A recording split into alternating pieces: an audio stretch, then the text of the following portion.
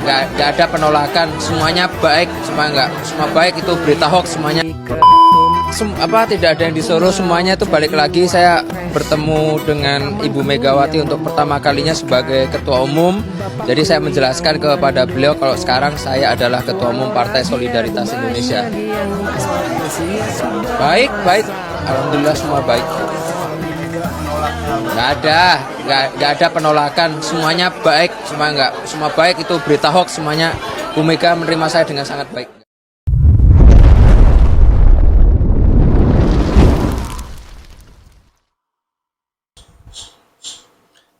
Assalamualaikum warahmatullahi wabarakatuh. Salam Om Swastiastu, Namo Buddhaya, salam kebajikan dan salam sejahtera untuk kita semua.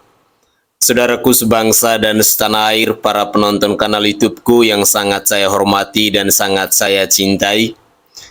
Tadi kita baru saja menyimak cuplikan video, di mana cuplikan video ini adalah klarifikasi dari Kaisang Pangarep terkait dengan sungkeman dari Kaisang dan Gibran yang beberapa waktu lalu di kantor KPU katanya ada penolakan dari Ibu Megawati Soekarno Putri.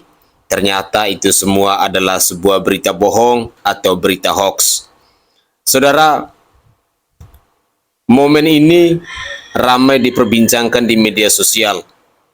Banyak netizen, banyak para pengamat, mereka menilai dengan cara mereka masing-masing.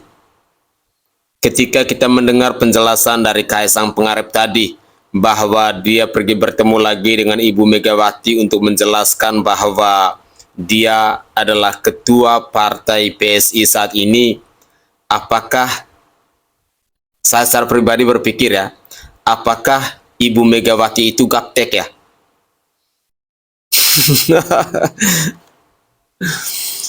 Ya, entahlah. Tapi saya tidak mau berpikir yang buruk-buruk. Saya berharap bahwa para pemirsa pun demikian.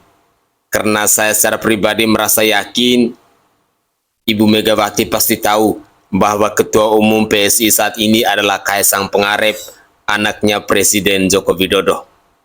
Saudara, dalam beberapa menit ke depan saya mau menyajikan cuplikan-cuplikan video terkait dengan tanggapan dari netizen yang berhubungan dengan momen di mana Kaisang Pangarep dan Gibran Raka Buming Raka ini mereka bersungkeman dengan Ibu Megawati Soekarno Putri.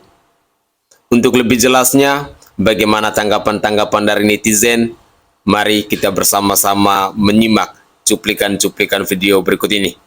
Selamat menyaksikan. Menurut gua ya, semalam itu kasusnya Kaisang sama Bu Mega itu benar-benar salaman kedua itu settingan banget. Karena waktu ketemu aja itu cuma sekedar salaman doang, salim udah pergi. Kenapa disuruh balik dengan tata krama, dengan sopan santun, sungkem gitu kan? Padahal kalau mau ya di mana-mana awal gitu kan? Karena awal itu suatu ekspresi dadakan gitu kan, beda sama yang dibikin-bikin. Biasanya kedua itu dibikin-bikin. Nah, kedua videonya disebarin, diedit sama PSI.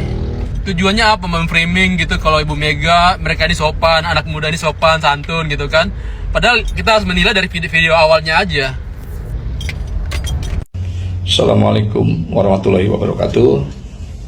Salam waras. Saya sedikit mau menyikapi tentang beberapa video yang beredar di VT itu, yang dimana seolah-olah Megawati dihampiri oleh Kaisang dan Kaisang meminta untuk bersalaman, dan seolah-olah Megawati tidak mengulurkan tangan untuk menerima salam itu. Padahal itu adalah sebenarnya suatu framing aja, ya. Itu ulah-ulah basar, karena sesungguhnya tidak seperti itu, ya. Mereka tidak melihat secara utuh dan keseluruhan. Oke, saya tidak mau ikut terlibat di panjang di situ. Saya cuma menceritakan ini seorang Ibu Megawati. Saya punya sahabat, ya, itu anaknya bulan Januari awal tahun 23 ini mengalami kecelakaan. Dia naik sepeda motor, terjerat kabel optik yang melintang di jalan. sebetulnya tidak parah, ya, nggak ada luka dan tidak berdarah sama sekali. Jangan putus, berdarah pun juga tidak. Tapi yang bahayanya, yang lebih takjubnya, lebih gilanya lagi apa? Ini semua remuk saraf-saraf di sini, ya, saraf yang buat mengatur katup makanan, yang buat saraf otot yang berbicara, ini remuk, bukan putus. Putus masih bisa disambung, ini remuk. Sampai dia berapa bulan dirawat di rumah sakit Polri, di rumah sakit Fatmawati. Terus dia pulang ke rumah, ya mungkin ini anak masih belum sembuh, masih butuh biaya yang sangat tinggi. Akhirnya orang tuanya menemui perusahaan yang memiliki kabel itu, ya, kabel optik itu.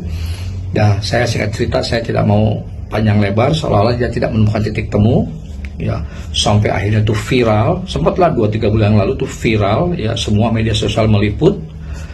Dan akhirnya singkat cerita, si orang tua ini sangat kaget, tiba-tiba dapat telepon dari kepolisian, dari Polda, ya, mengatakan ini ada, ya, atas dasar instruksi dari Kapolri, anak ini akan dibawa ke rumah sakit Polri untuk dirawat.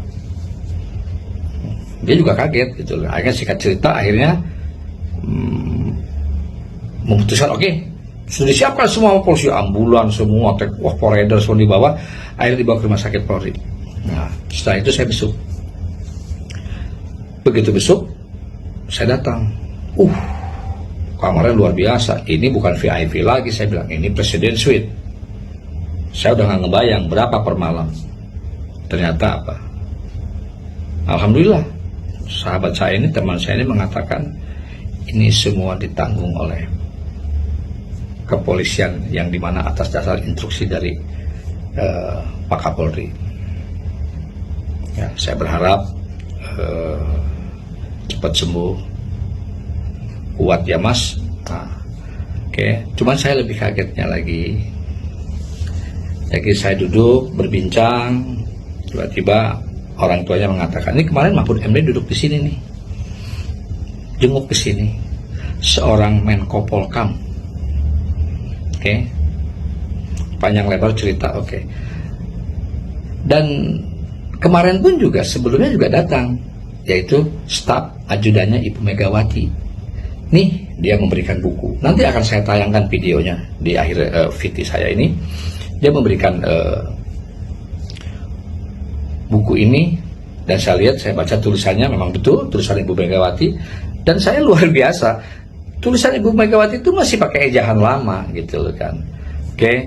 Nah, terus Ibu Megawati titip salam melalui stafnya itu, intinya Ananda lekas sembuh, semoga diberikan kekuatan, dan mohon maaf Ibu tidak bisa hadir karena ini tahun politik. Yang ditakutkan nanti kalau Ibu hadir, yang ramai malah jadi wartawan yang akan mengganggu ketentraman, ya, ketenangan Ananda.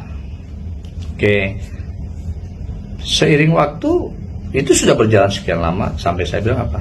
Kemarin juga stafnya masih ada yang kesini mengirimkan, ya, mungkin bingkisan lah, ya. Cuman kita tidak melihat berapa itu, apa itu bingkisan, tapi atensi dari seorang Ibu Megawati, mantan presiden, ketua partai yang sangat besar, ya, sangat luar biasa. Karena sahabat saya ini bukan seorang politikus, bukan seorang pengusaha, bukan seorang public figure, bukan seorang konglomerat, bukan. Tapi atensi Ibu Megawati sangat luar biasa. Saya berharap Ibu sehat selalu, diberikan kekuatan. Kalau jiwa Ibu, saya yakin Ibu kuat, ya. Jangankan bullying media sosial, orde baru pun Ibu hadapin. Saya tahu banyak tentang Ibu. Wassalamualaikum warahmatullahi wabarakatuh. Selamat siang semuanya ya. Untuk seluruh kader yang di luar PDIP yang sekarang-karang ini memfitnah Ibu Megawati dikarenakan Kaesang itu di politisi ingin bersalaman tidak dilayani Megawati. Kalian itu udah fitnah.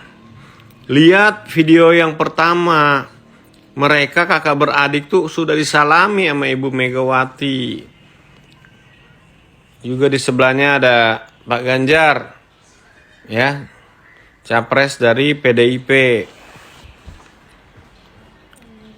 Untuk kader-kader yang selalu memfitnah Ibu Megawati demi ketenaran dan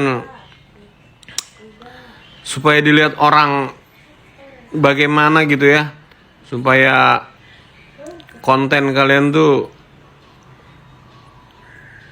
ratingnya naik gitu ya, kalian udah salah.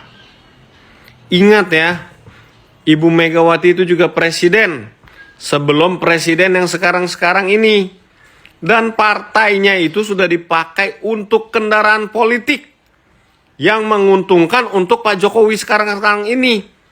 Walaupun sekarang Ibu Megawati dikecewakan, Ibu Megawati hanya diam. Dia cuma diam. Orang diam itu belum tentu kalah loh, ingat. Orang diam itu belum tentu. Karena ada sesuatu hari-hari di kedepan yang kalian tidak akan tahu nantinya. Saya lihat tuh Ibu Mega di pojokan, dia hanya diam. Dia hanya diam, dia hanya melihat dirinya tuh direndahkan. Walaupun seluruh keinginan dari pemerintahan zaman sekarang ini, yang sekarang ini nih, yang dipakai kendaraan politiknya yang udah diberikan oleh dia tuh dipercayai,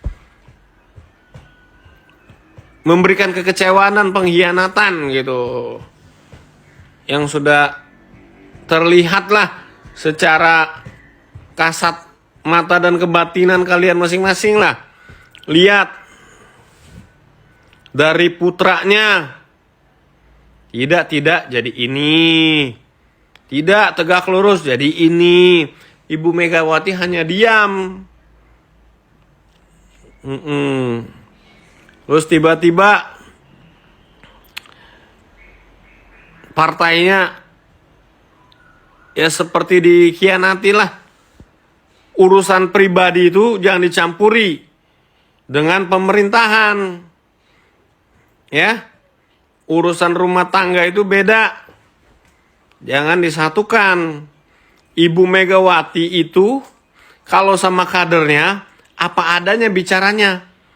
Dan hanya kader-kadernya aja, kan gak ada kader orang lain. Dia bercanda gurau tuh biasa aja. Yang masukin hati itu yang baper malah. Yang gak tahu urusan ikut-ikutan. Sudah, kalian gak usah memfitnah-fitnah Ibu Megawati ya. Kalian ingat, kalian sudah diberikan keberuntungan oleh kader PDIP, oleh Megawati Soekarno Putri, yang tadinya kalian gak bisa apa-apa jadi bisa apa-apa, punya apa-apa, dari bapak sampai anak sampai segala macem. Jadi gak usah fitnah-fitnah ya. Hari depan gak ada yang tahu. Ingat, hari depan gak ada yang tahu. Kalau Ibu Megawati, badai apapun udah dia lalui, udah dirasakan. Dari zaman-zaman orde-orde apapun yang dia selalu dikotakan, dia udah baal. Baru sekarang ini kalian mau giniin, nggak ada apa-apanya. Megawati cuman senyum hatinya. Dia diam itu bukan dia kalah, bukan. Hati-hati ya. Kalian yang fitnah-fitnah, udah. Kalau kalian mau berkonsultasi tentang Pilpres, yang baik-baik aja, nggak usah hina-hina Ibu Megawati. Terserah kalian mau apa, tapi jangan hina-hina. Ya, ingat, PDIP sudah memberikan kendaraan politik untuk menjadikan presiden. Ya, kalau tidak juga kita nggak ada yang tahu. Karena dulu PDIP yang sedang naik, itu yang dinaiki. Sekarang sudah begini, dikhianati. Ya, jadi jangan menghina-hina orang. Ya. terutama Ibu Megawati. Pokoknya lihat saja nanti di hari depan, kita nggak ada yang tahu. Banteng tetap kuat. Terima kasih. Gue pikir tadinya kronologisnya kayak gini nih. Ini berdasarkan pikiran gue dari apa yang gue lihat ya. Gue pikir itu si abangnya ngomong gini ke adeknya. Dek, udah salim belum ke Eyang? Ada Eyang itu. Terus adeknya jawab begini. "Hah, enggak mas, belum. Tapi aku takut ya mas. Yowes sini tak anterin." Nah kemudian dianterinnya lah tuh si adek sama kakaknya ke Eyang. Terus sungkem dan si Eyang sepertinya tidak membalas gitu. Gue pikir begitu. Terus juga rame masalah adab-adab. Semua orang banyak tuh yang muji, ih adabnya luar biasa. Lah dua anak itu dipuji-puji ya, adabnya dibilang bagus. Sementara si Eyang dibully. Dibully kenapa? Ya karena si Eyang itu terlihat angkuh gitu, sombong. Kayaknya diajak salaman kok ditolak.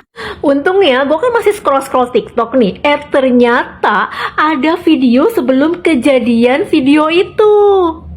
Dimana sebelumnya dua anak itu ternyata udah salaman dong sama si Eyang. Dan Eyang juga udah menyambutnya, udah tersenyum. Enggak, kok gak kelihatan sombong Eyang di video itu. Lah yang jadi pertanyaan, terus kenapa dua anak itu datang lagi seolah-olah kayak mereka baru ketemuan lagi gitu loh. Ya kan kita jadi berpikir ya, ini ada drama apa? Kalau di sisi si Eyang sih ya, kalau orang udah salaman, kita udah salaman sekali. Ya kalau udah kedua kalinya lu ngapain salaman lagi? Ya tentunya si Eyang bingung. Didieminnya lah anak itu. Jadi ini drama peradaban gitu judulnya. Aduh kenapa sih drama gak habis-habis. Untungnya kita sekarang penonton udah cerdas ya. Udah tahu mana drama, mana settingan, dan mana yang tulus. Tapi bener tuh, ada salah satu yang ngomong begini. Kita semua nih rakyat harus standby kamera, harus perlihatkan, jangan sampai terjadi kecurangan. Bila ada terjadi kecurangan ya, wasit jadi pemain, pemain jadi wasit, segera viralkan. Keren banget itu kata-katanya. TOPBGT.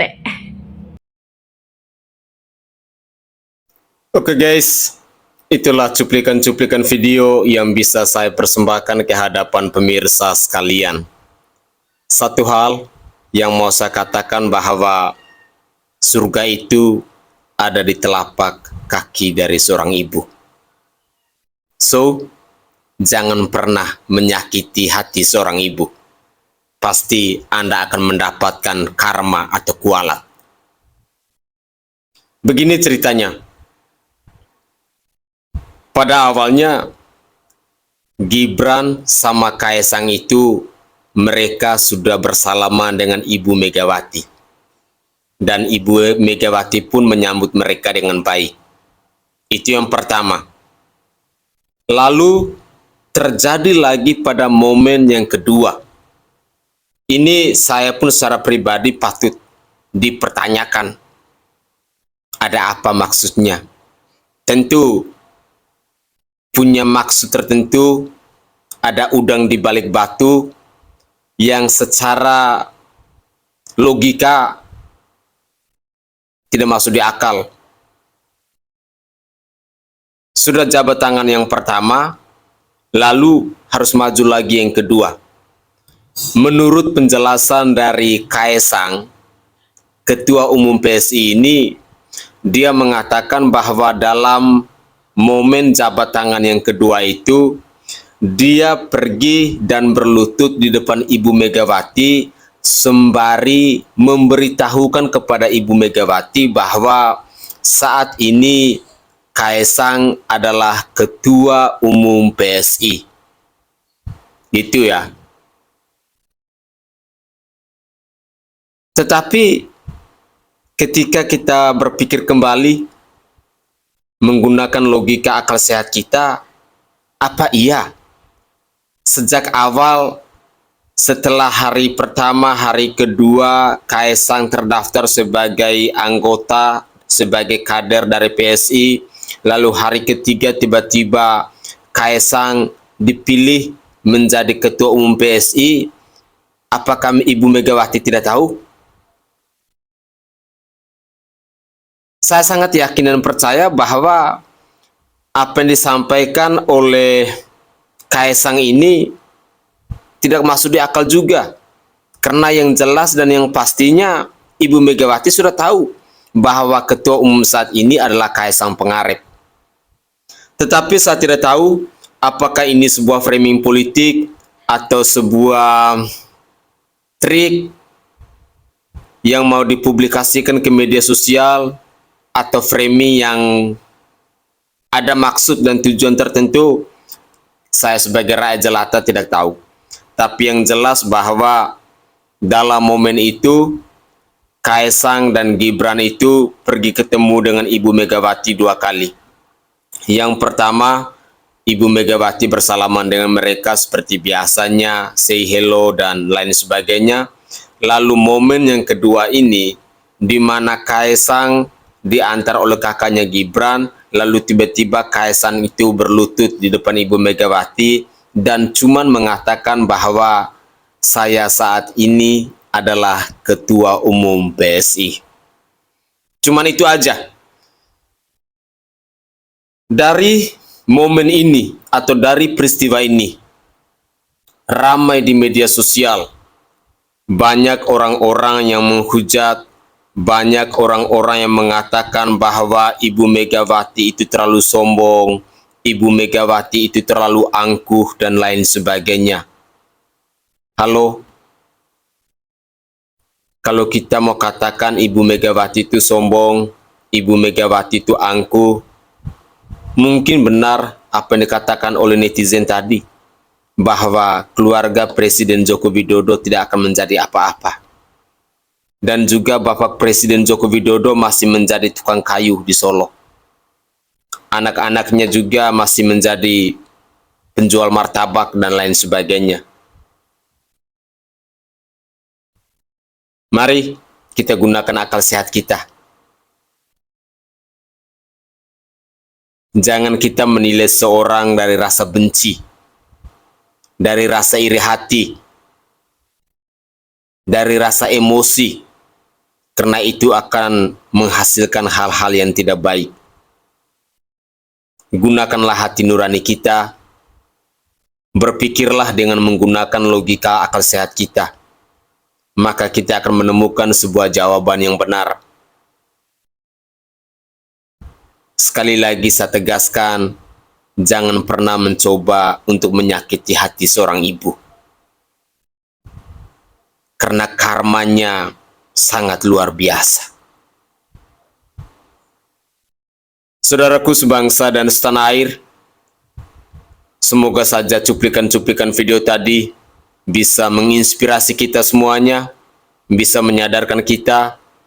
Semoga di suatu hari nanti kita sama sekali tidak punya niat untuk mencoba atau menyakiti hati seorang ibu.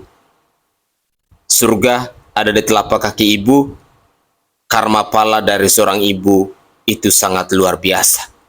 Dengan demikian, mari kita mencintai ibu kita masing-masing dan juga ibu-ibu yang ada di bumi pertiwi ini. Saya Sainai dari Provinsi Nusa Tenggara Timur. Saatnya kita yang rakyat jelata harus berani untuk bersuara.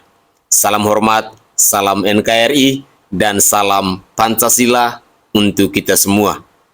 Ingat, 2024 coblos nomor 3. Ganjar Pranowo dan Bapak Profesor Dr. Mahfud MD.